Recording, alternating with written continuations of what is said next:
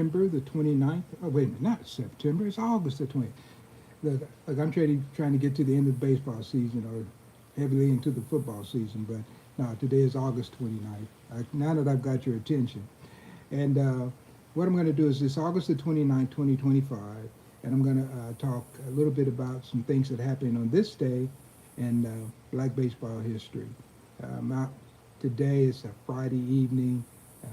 They got high school football kicking off this evening, so I think I'm going to go and see a game this evening and get ready for some football and that kind of thing. You know, there's a lot of African American baseball players who are pretty good football players, and I can think of Joe Lillard, who was one. Also, one that doesn't get mentioned very much is John Wright, who played for the Nashville Elites. He also played for the Nashville Elites football team. So don't get talked about very much, but there are a lot of really good dual athlete men in the Negro baseball leagues, and some of them played on professional level as dual athletes. I think if you go back and listen to one of my presentations, I talk about Wu Feng Ward, who could do it all. Yeah, anyway, we're going to jump right into it. So I'm glad that you're here, and if you're joining us later, just know that I'm glad that you're watching these lives. Hopefully we're all learning something, and it's just kind of great to go down memory lane with this history, because it's simply amazing all the things that were accomplished that aren't being talked about. So I'm happy to be able to speak on these topics. So I'm going to go over here and excuse me, and jump right into our first one. So let's go right here. And of course, you know, I give the history fact and then I throw in some commentary. So here we go, the first one. August 29th, 1901. Andrew Rube Foster pitching for the Fort Worth Colts. Let's see, against his former teammates, the Waco Yellow Jackets, beat them 19-1 in Fort Worth, Texas. If you were following anything about Andrew Rube Foster, you know he was one of the players who came up from Texas, and he got his start with William Snow on the Fort Worth, actually Waco Yellow Jackets. And so he made them a great team, but then he came over to Fort Worth, and this is a year before he comes to the famous city of Chicago. And he gets to Chicago, he gets there, he's braggadocious, had a rough start. He ended up in Oswego, Michigan, and that's where him and Dave Wyatt finished the season. The interesting thing about that is that the next year, both of them go east with the Cuban X Giants. Dave Wyatt washes out. But it's kind of interesting because Dave Wyatt is the one who began to write in detail about all the accomplishments Rube Foster had done. He was a close friend of Rube Foster, and he observed him even from the time that Wyatt played for the Hot Springs Arlingtons in Hot Spring, Arkansas. So anyway, this is all great history, and Rube Foster is an emerging star. And like I've said before, around 1903, maybe 1905, you can talk about all the greats in the major leagues, but I tell you what, Rube Foster was the equal to them all. And another guy who was a young guy that was coming on awfully strong at that time was a gentleman by the name of Emmett Bowman. And we don't talk about either of them very much. So we're going to go to the next one. Let's look over here again. Okay, so we're going to go to August 29th, 1930. We have the Austin Black Senators. Pitcher Hilton Smith beat the Monroe Monarchs 4-2 to capture his 30th straight victory. And the Monarchs batters collected 11 hits, 4 by Red Parnell. Red Parnell, that's one we okay. Hilton Smith's in the Baseball Hall of Fame. Red Parnell is one we don't talk about. Parnell is one that should be talked about quite a bit. He came out of Houston in that area, and I'm not exactly sure if he's getting confused with Red Parnell and Parnell Woods. Somebody help me out on that one. I might have to go back and do a little searching myself, but I know Parnell Woods ended up in Cleveland with the Buckeyes in 1941, and he was considered probably the premier third baseman around that period. He was an outstanding player. So Hilton Smith, 30 games in a season in a row. That's a pretty tough pitcher. the Monroe Monarchs. That was Fred Stonefault's team. They played at Casino Park down in Monroe. And I've done a lot of research on them as I had with Rube Foster in the past. And that was an outstanding team. And some great players played on it. Willard Brown was on there one time, and Eldridge Chili Mayweather. Mayweather passed away in Kansas City. He used to go to Purcell Baptist Church, and he was a church member, believe it or not, with Hilton Smith down at Purcell Baptist Church. And I had a chance to interview Mayweather's wife as well. So, and of course, I interviewed Hilton Smith's wife because he had passed away. I did attend his funeral, and I had the honor of interviewing Hilton Smith too back in the early 80s. I remember Hilton Smith when I was playing ball. Hilton was like the manager of a team, high school age team, and Safeway. Safeway was the sponsor of the team. So I would hear about these guys. I didn't know as much as I know now, or I would have actually dug a little deeper. But there were guys who were around who were coaching. I remember Jesse Williams, who played for the Monarchs in the 1940s. He was coaching. Donna Faye Collins, who was Gene Collins' dad, he was over in Kansas coaching. I learned a lot from him. And one of my best coaches, his name was Chuck Penegor. And Chuck Penegor learned his baseball from, I'm going to call his name right now, but this guy, he ended up being it's Mac Massengale, that's what it was. He ended up being the manager of the Omaha Rockets in 1949. But he was around the Kansas City Sandlines. He would always travel for the Monarchs. Never fully made the team, but he picked up a lot of information. So he came back and coached in my hometown, Kansas City, Kansas. Chuck Penegor ended up playing for him, and I ended up playing for Chuck Penegor. And so you can kind of say that I kept some of that legacy going because we were learning what they were teaching from the early 20s. And so, we always had a winning organization in our end of town, which was called the North End. And of course, I came from the North End. The area was called Rattlebone Hollow. So you've probably heard me talk about that before. So anyway, all that's connected. We'll go to the next one. How about this? Manager C.I. Taylor was tossed from a game as the ABCs, that's the Indianapolis ABCs, defeated the American Giants 4-2 in Chicago. And Ditka Johnson pitched a four-hitter to capture the victory. C.I. Taylor, the gentleman C.I. Taylor. Interesting thing about C.I. Taylor, C.I. Taylor was an AME, and I'm an AME too, which is African Methodist Episcopal. So it's a network of churches, and I was a part of that. And there were a number of ball players who came through the African American Episcopal ministry. So anyway, he was one of those players, and he was known to be very non-temperamental.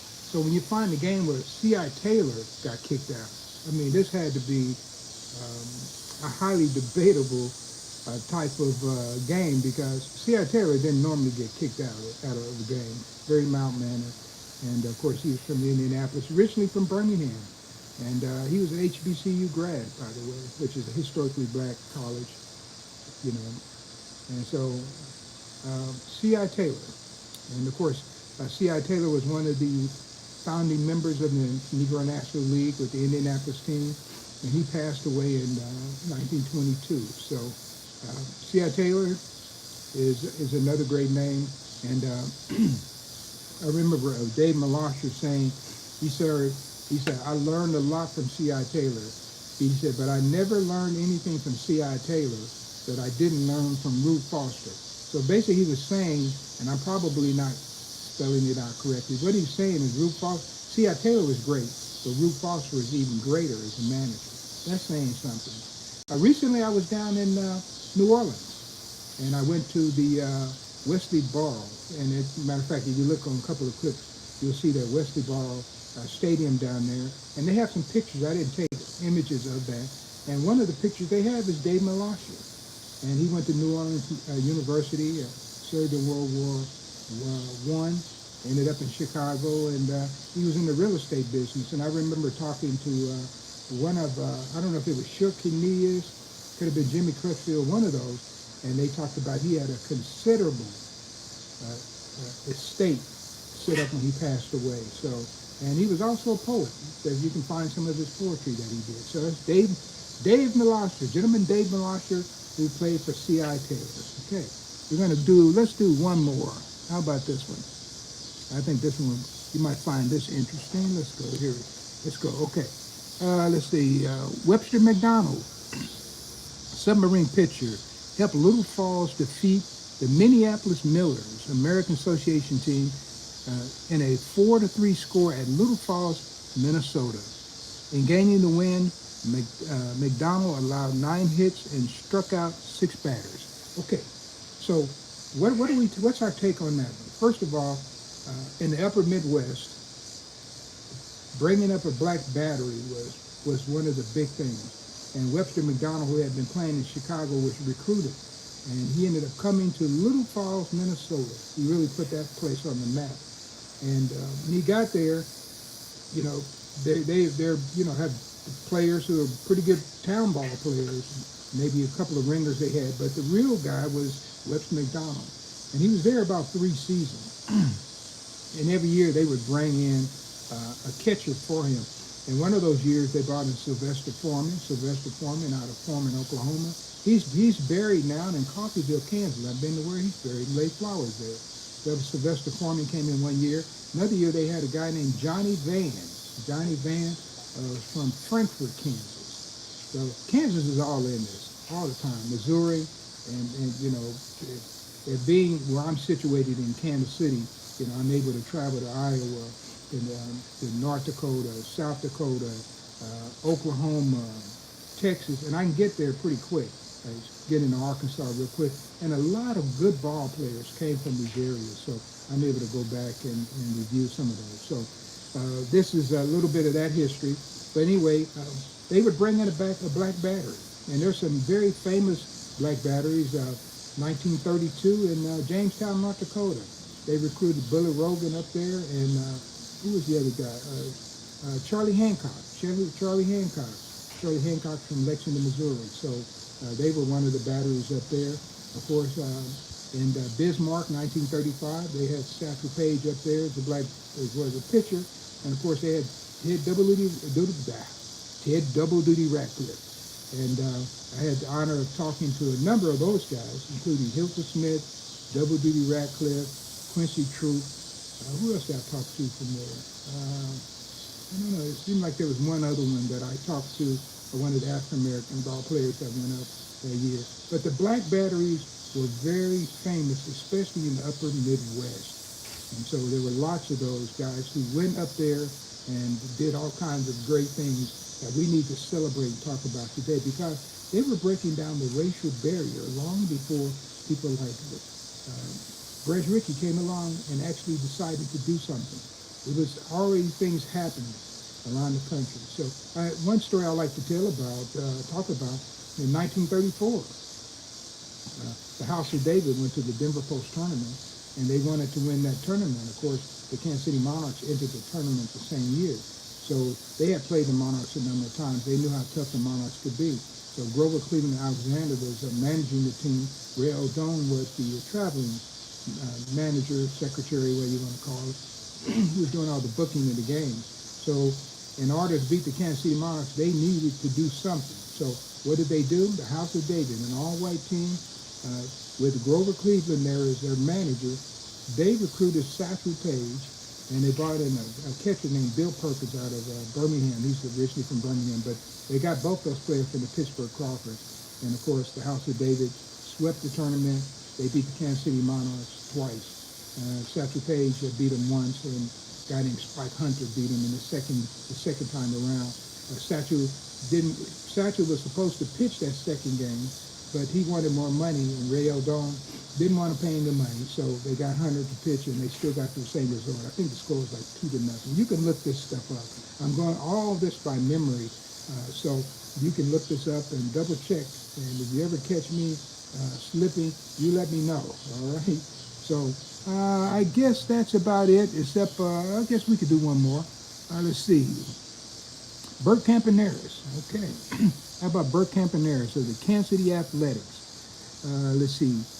He tied a major league record with 3 triples in a 9-8 extra inning win, or extra inning loss to the Cleveland Indians. So that was Bert Campaneris. Interesting thing, when I first started following baseball, it's probably about 1966. It might have been, especially 1967. I was really following baseball, and I really wanted to go to an A's game, but my folks weren't baseball fans, and so I would see kids around the neighborhood, and they had yearbooks and stuff like that, and a lot of kids had these green bats because they would have a bat day, and they'd have these green bats, and they would give kids a bat. They don't give kids bats. They don't have bat day anymore. Can you imagine a stadium full of kids with bats? I think that would scare the heck out of them right now. But anyway, back then they would actually have a bat day. So a lot of these bats would end up in our community, and people would play baseball with these bats. So long story short, I didn't have the money to go to the game. I really was following the A's. I was collecting baseball cards. So I did something kind of unique. Since we had a subscription to the newspaper, I cut the pictures out of the newspaper and I made my own yearbook. I wish I still had that. And I was probably about maybe 9, 10, or 11, somewhere in there. And so I made my own yearbook. So I've always really been dedicated to this baseball. I really loved it from the very first time that I was able to see the game. I wasn't very good at playing it, but I ended up getting better as time went on, and got a lot better and played a lot of baseball later on. But that's the kind of interesting thing about baseball. If you really love baseball and you can get where you can practice and things like that, you can get pretty good at it. In my neighborhood, there wasn't a lot of kids who were really into baseball, not directly on my street, but there was a big walls, and had the cement blocks there, the square blocks there, and they were flat, and the guy had made a wall there for his garage, and he would let me. That was Mr. Wilson. He would let me go. I get a rubber coated baseball, and I just throw the baseball on that wall all day long, play catch with myself, and got to be a pretty good fielder. Ended up going down to Heathwood Park and trying out for a team, and believe it or not, I made it because I could feel. Later on, I learned how to hit. But anyway, that's baseball, and everybody can do a little bit if you just find a way to make something happen. So that's a few facts I just wanted to give today. Oh, by the way, those 3 triples he had, there was a guy in the Negro Leagues, and you can look this one up. His name was Rap Dixon, and he set a record where he had 4 triples in a game. And that was down in Montgomery, Alabama. I think he was with the Crawfords. And there's a guy named Ted Noor who's really pushing for Rap Dixon to get in the Hall of Fame. So if you reach out to Ted Noor and say, hey, when was that game? I think it was in August. I can't remember the year, but it's probably going to show up in one of my This Day in Black Baseball History, because 4 triples in a game is quite a feat. So that about does it for tonight. It's Friday night, and we've got some mild weather here in Kansas City. Actually, I could even wear a long sleeve shirt tonight when it gets a little cooler, and that's kind of rough. Normally that's not the case in August.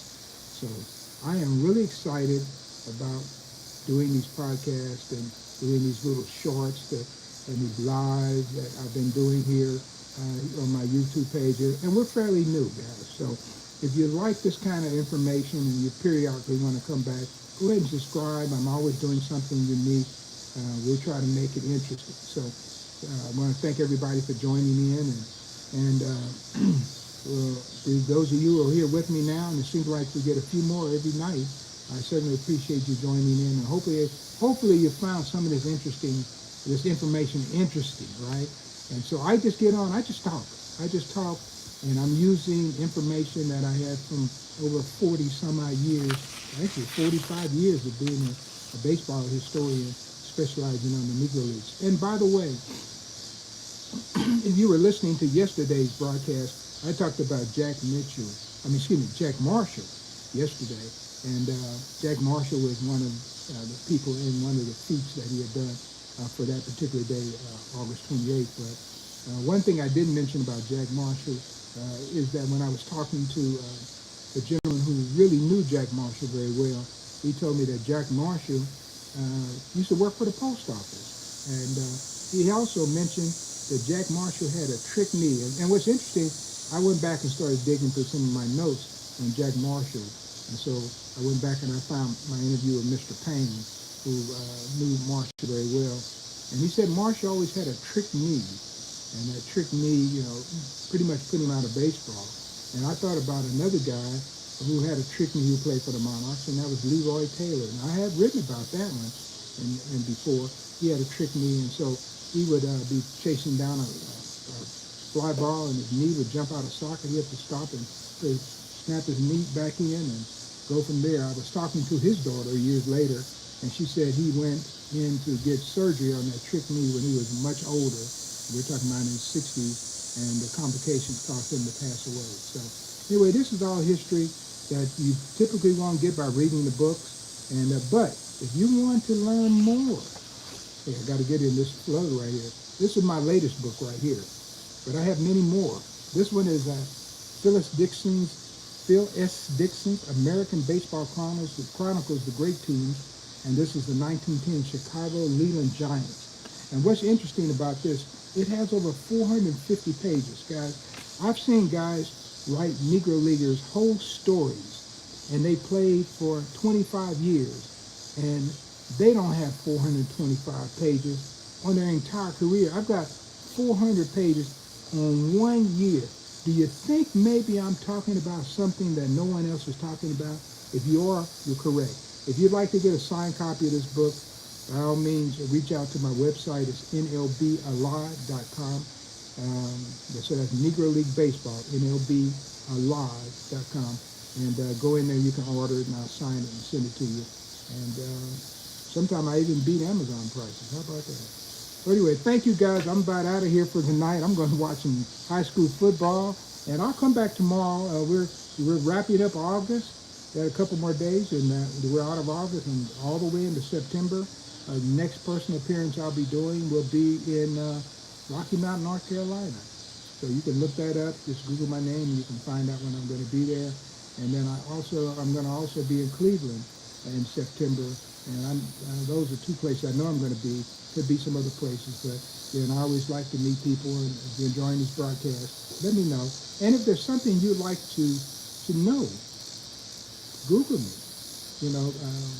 Send me an email, and whatever you need to do. Follow me on Facebook and inbox me. We'll see if we can make that happen. All right. Thank you guys. You have a nice day, and enjoy your weekend. And I'll try to see you tomorrow, but just in case I don't. Enjoy the holidays. Everybody stay safe, and we'll do this again right through the end of the year, and we're going to make this happen on this page that's fairly new, about a month old now.